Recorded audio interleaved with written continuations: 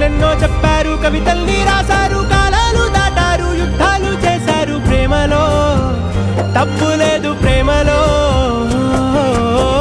వేల వేల వెన్నెలంత మీద వాలి వెలుగునంత మోయమంటే నేను ఎంత రే.